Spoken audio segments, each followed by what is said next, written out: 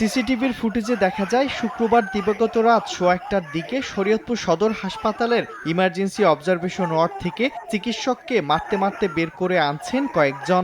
আরও কয়েকটি ফুটেজে দেখা গেছে হাসপাতালের কর্মচারী ও আনসার সদস্যদেরও মারধর করছেন হামলাকারীরা।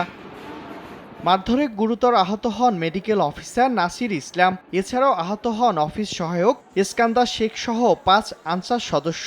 চিকিৎসক নাসির ইসলামকে উন্নত চিকিৎসার জন্য শনিবার এয়ার অ্যাম্বুলেন্সে ঢাকা মেডিকেলে পাঠানো হয়েছে।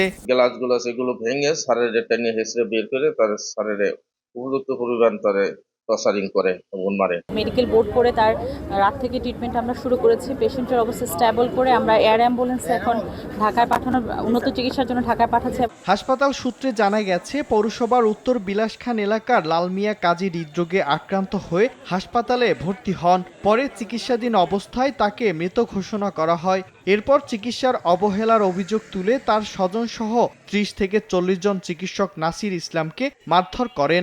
ইতিমধ্যে আমরা আসামিদের শনাক্ত করেছি এবং এই ঘটনার যে উস্কানিদাতা তাকে আমরা রাতে আমাদের অফিসার ইনচার্জ পালং থানা, তিনি নিজে ঘটনাস্থলে ছিলেন, সেখান থেকে তাকে গ্রেফতার করা হয়। আমি একটাই কথা বলেছি প্রশাসনের লোকে, যে সাধারণ নিরাপদ লোক যাতে কোনো ক্ষতিগ্রস্ত না হয়।